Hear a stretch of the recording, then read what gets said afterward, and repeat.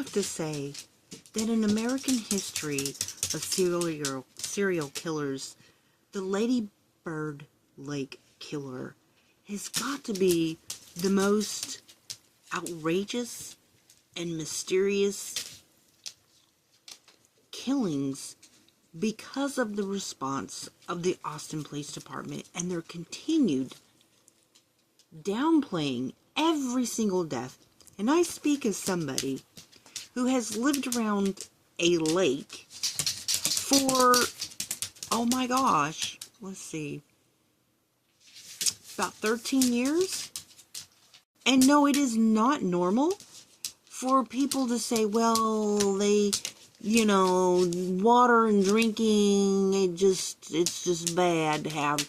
No, people don't just fall into the water. I mean, I live around a lake town, a lake that's 832 shoreline miles. There's all kinds of bars and restaurants and many places. There's drinking on the water. There's river boardwalks, and there's just no excuse for the amount of bodies. And on March 27, 2025, yet the Ladybird Lake Killer strikes again.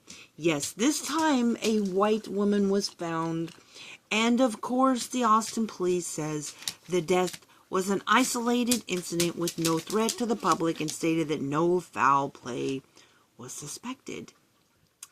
It's not normal for people to keep dying. We're talking in 22 months, 12 people died. That's more than one death per month.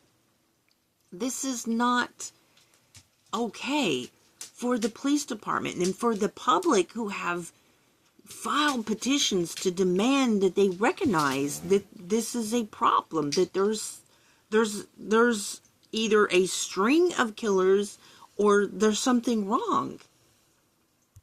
One guy who survived the Ladybird Lake Killer was thrown over a bridge and he was severely injured. But he had his blood tested and he was given a drug.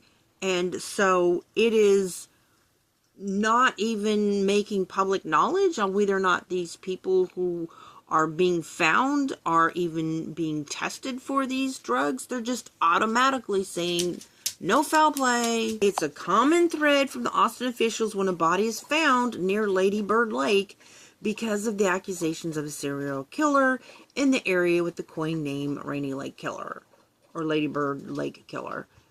Multiple bodies have been found around. Multiple's not even appropriately talking about it. Let's talk about the actual numbers. This was from January 2025. 12 bodies in 22 months. Again, I have lived around the lake for 13 years. This is not normal. We don't find bodies around our lake. Every once in a while, you might have like a boating accident, or I think maybe one person, there was a body found. I mean, but in 13 years, this is 12 bodies in 22 months. And for them to downplay that in this article by saying multiple bodies, that said that a petition there was public outcry for the 20 plus bodies found in recent years. It says that the city wanted them to, to improve safety measures, proper lighting, trail cameras, barricades around the lake, reopen cases categorized as accidents. There were 3 cases specifically that families, speaking with families of the deceased, which included Martin Gutierrez, whose body was pulled from the lake in November 2018, the assault of Christian Pugh of November 2019, and the death of Christopher Hayes Clark, whose body was discovered in the lake of April 2023. And I believe there was a documentary where this guy, his brother, he was talking about how, there was video footage, and he's absolutely convinced that his brother was murdered. Not to forget this one, on Austin Police Department stated that regarding a deceased person near the 50th block of Rainy Street, the term blunt force trauma was used to describe the injury. The deceased suffered an apparent self-inflicted. I mean, that's just nonsense.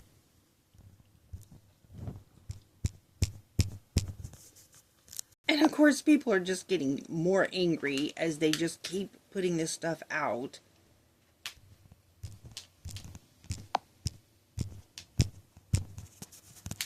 According to this person who's lived there for many years, this is, in all the years I've lived in Austin, it was a rarity for police to find someone in the lake, and it was usually a homeless person. Now 14 or 15 since 2022. And then this person says that this is making international news. How can all these bodies be ruled accidental, misadventure, when some of the survivors are beaten so badly they need to be put in an induced coma? One guy's death was ruled a suicide even though he was found with hands and feet bound and the duct tape over his eyes. Tell me of any other proven suicide that the person did that to themselves. Some have even suggested that they believe that the police might be involved because they're so quickly trying to dismiss that there is a serial killer or a string of killings. But this is not normal. And I do not believe that this person, that they automatically, it doesn't say that, well, we did test, this is why we're saying that this person, there's no foul play. Did you test their blood for being drugged? Like, what types of tests did you do? They don't give that information. So I say, Ladybird Lake Killer strikes